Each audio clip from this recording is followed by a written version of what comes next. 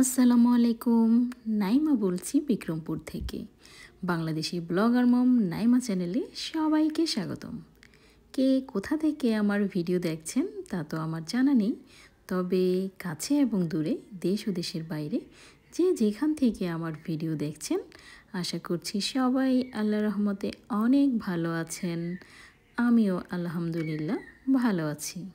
আজকের ভিডিওটা শুরু করেছি মূলত দুপুরের পর থেকে। সকাল থেকে দুপুরের আগ পর্যন্ত বেশ ভালোই ছিল আকাশটা, বৃষ্টিও হয়নি আর মোটামুটি রোদও উঠেছিল।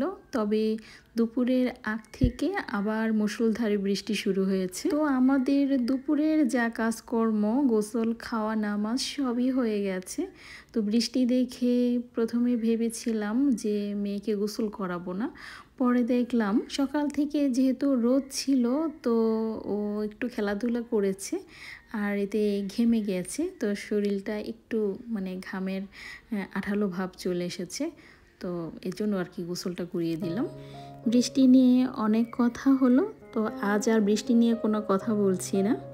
আজকের ভিডিওতে সেই গুরুত্বপূর্ণ কথাগুলি বলবো যেগুলো গত ভিডিওতেও বলেছিলাম। গত ভিডিওতে বলেছিলাম একটা আপু জানতে চেয়েছিল আমি কোন ফোন দিয়ে ভিডিও করি, কিভাবে ভিডিও করলে ভালো মানের বা কোয়ালিটিফুল ভিডিও বানানো যায়। তো সেটা নিয়ে অনেকগুলো কথা বলেছিলাম, কিন্তু আসলে কি ফোন দিয়ে আমি ভিডিও করি বা কী ডিভাইস দিয়ে করি সেই নামটাই বলা হয়নি। আর এও বলেছিলাম যে সেই কারণে হয়তো আমার সেই আপুটা মন খারাপ করেছেন। তো সেই আপুটা আবারও আমাকে কমেন্টস করেছেন এবং বলেছেন যে না, সে মন খারাপ করেননি, বরং কি ফোন দিয়ে বা কি ডিভাইস দিয়ে আমি ভিডিও করি সেটা যদি জানাতাম তাহলে উনি উপকৃত হতেন। তো সেই আপুকে আমি রিপ্লাই দিয়েছিলাম যে ঠিক আছে, আগামী ভিডিওতে ইনশাল্লাহ জানিয়ে দিব আমি কি ডিভাইস দিয়ে ভিডিও করি। এরপর আমি আরও কয়েকটা কমেন্টস পাই এবং আরও কয়েকটা আপুই আমার কাছে জানতে চেয়েছেন যে আমি কি ডিভাইস দিয়ে ভিডিও করি। তো ভাবলাম আসলে বলেই দেই, যদি আপনারা আমার কথা শুনে একটুকু উপকৃত হন তাহলে সেটাই আমার জন্য যথেষ্ট। আপনারা আমার পাশে আছেন বলেই আমার চ্যানেলটাকে আমি আস্তে আস্তে সামনের দিকে এগিয়ে নিয়ে যেতে পারছি। আপনারা যদি আমার পাশে না থাকতেন, আমাকে সাপোর্ট না করতেন, আমাকে সুন্দর সুন্দর কমেন্টস দিয়ে উৎসাহিত না করতেন তাহলে কিন্তু কখনই সম্ভব হতো না। আর আপনাদেরও যদি আমি একটুকু উপকারে আসি তাহলে আমারও অনেক ভালো লাগবে। আসলে ইউটিউব বলেন বা ফেসবুক বলেন, এগুলো এমন একটা প্ল্যাটফর্ম যেখানে নিজের গোপনীয়তা কেউই ফ্ল্যাশ করতে চাইবে না। অনেকে অনেক কিছুই শেয়ার করবে, কিন্তু আসল যেই জিনিসগুলো সেগুলো কেউই বলতে চাইবে না। আর বিশেষ করে যারা বড় বড় ইউটিউবার, তারা কিন্তু কখনোই বলবে না যে তারা কি ডিভাইস দিয়ে ভিডিও করছে বা কি অ্যাপস দিয়ে ভিডিও এডিট করছে, এগুলো তারা কখনোই শেয়ার করবে না।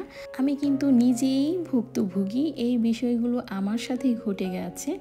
আমি কিন্তু আমার এক প্রিয় ইউটিউবার, শুধু আমার না, আমার মনে হয় যারা এই ধরনের লাইফস্টাইলের চ্যানেল খুলেছেন তাদের সবার কাছে সে একজন আদর্শ এবং ভালো ইউটিউবার।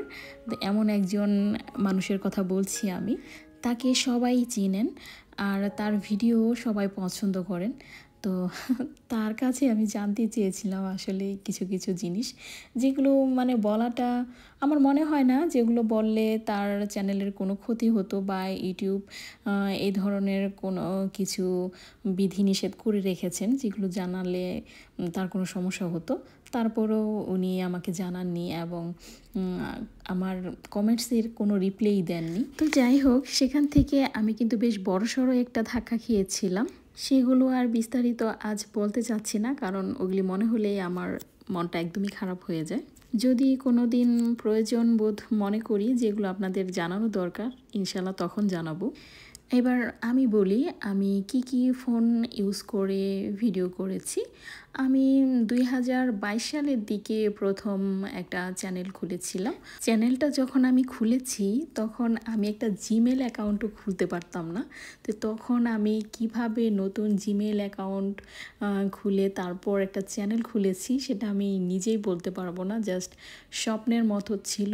আর এগুলো আমি মানে চ্যানেলটা পুরোপুরি ঠিকঠাক মতো খুলতে আমার 2-3 মাস সময় লেগে গিয়েছিল। আমি শুধু ইউটিউবে সার্চ দিয়ে ভিডিও দেখতাম কিভাবে চ্যানেল খুলতে হয়, কিভাবে কি করতে হয়, শুধু এগুলোই করেছি। এরপর আস্তে আস্তে একটু করে ভিডিও করেছি। তারপর শুরু হলো এডিট করার পালা। আল্লাহ কিভাবে এডিট করব, কি দিয়ে এডিট করব, তো আবার সেগুলো সার্চ দিয়ে দেখেছি। তারপর কাইনমাস্টার আমি ইনস্টল করেছিলাম, কিন্তু আবার তখন দেখতে পেলাম এখানে ওয়াটারমার্ক আছে। ওয়াটারমার্ক কীভাবে তুলব, তো কিভাবে যেন আল্লাহ আমাকে মিলিয়ে দিয়েছিল। ওয়াটারমার্ক ছাড়া একটা কাইনমাস্টারের অ্যাপস আমি কীভাবে যেন নামিয়ে ফেললাম। তো যাক, ওইভাবেই শুরু করলাম। তো তখন আমার কাছে শাওমির একটা ফোন ছিল। তো ওইটা তখনকার সময়ে বেশ ভালো একটা ফোন এবং মোটামুটি বেশ ভালো ভিডিও হতো। তবে ভিডিও ভালো হলেও এডিটের যে অনেক রকমের ক্যাপাসিটি আছে সেগুলো আমি কিছুই জানতাম না। মোটামুটি কিছু এডিট মানে শিখে আমি শুরু করলাম এডিটিং। সেগুলো মোটেও ভালো মানের ভিডিও ছিল না এ সময়ে আমার কাছে মনে হচ্ছে। তবে সে সময়ে এই ভিডিওগুলোই মানুষ দেখতো। ওই রকম ভিডিও যদি এই সময় বানাতাম আমার মনে হয় একদমই কেউ দেখতো না। আসলে দিনের পর দিন, মাসের পর মাস, বছরের পর বছর, যুগের পর যুগ এভাবেই সময় যখন পরিবর্তিত হবে সাথে সাথে সব কিছু পরিবর্তিত হবে, এটাই বিধির বিধান।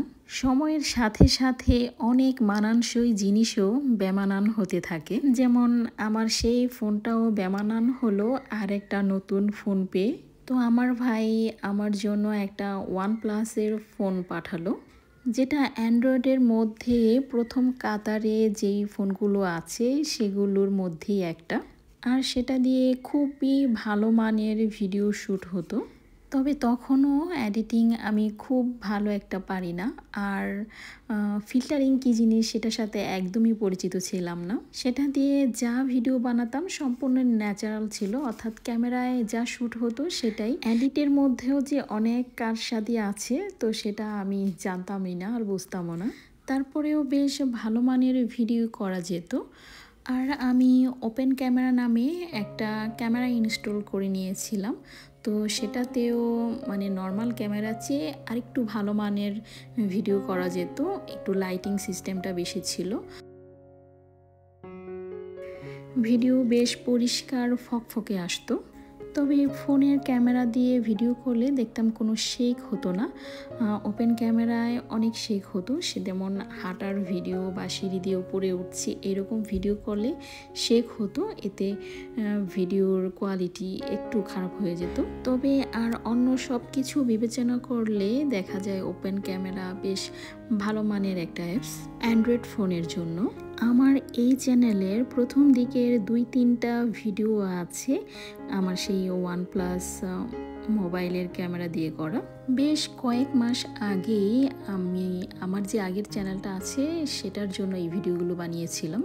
আর এখন বর্তমানে আমি আইফোন দিয়ে ভিডিও করি। এখন আমি যেই ফোনটা দিয়ে ভিডিও করি এটা হচ্ছে আইফোন 16 প্রো। তো আইফোন নিয়ে তো আর বেশি কিছু বলার কিছু নেই, সবাই জানেন আইফোন দিয়ে বেশ ভালো মানের ভিডিওই হয়। তবে ওই যে আমি আগের ভিডিওতে বলেছিলাম যে আমরা যত ভালো মানের ডিভাইস দিয়ে ভিডিও করি না কেন, শুধু সেটা চিন্তা করলে হবে না যে ভালো একটা ক্যামেরা বা ভালো একটা মোবাইল লাগবে, সাথে সাথে কিন্তু আরও অনেক কিছু লাগবে। যেমন আমি প্রথম থেকেই কিন্তু ভালো মানের মোবাইল দিয়েই ভিডিও শ্যুট করেছি, কিন্তু সেই ভিডিওগুলো কিন্তু আমার খুব বেশি রিস্ক করতে পারিনি, কারণ তখন আমি ভালো এডিটিং জানতাম না। এছাড়া একটা চ্যানেল প্রপারভাবে চালানোর জন্য কি প্রয়োজন, এছাড়া কি শর্ত দিয়ে রেখেছি ইউটিউব, কিভাবে কি করতে হবে, অনেক কিছুই জানতাম না।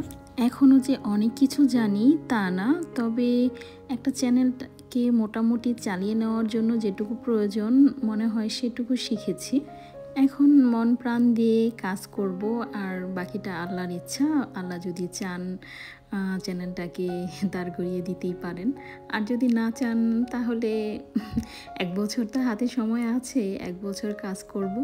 যদি সাকসেস আসে আলহামদুলিল্লাহ, আর যদি না আসে তাহলে তো আর কিছু করার নেই, হয়তো এই যাত্রাটা থেমে যাবে।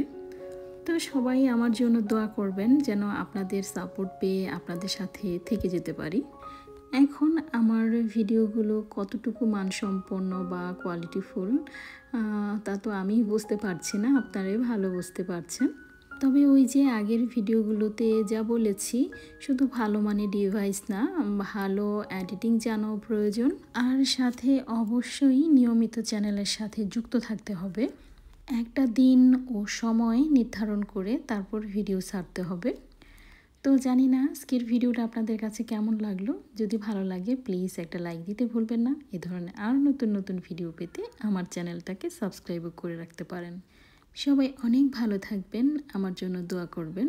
আল্লাহ হাফেজ, আসসালামু আলাইকুম।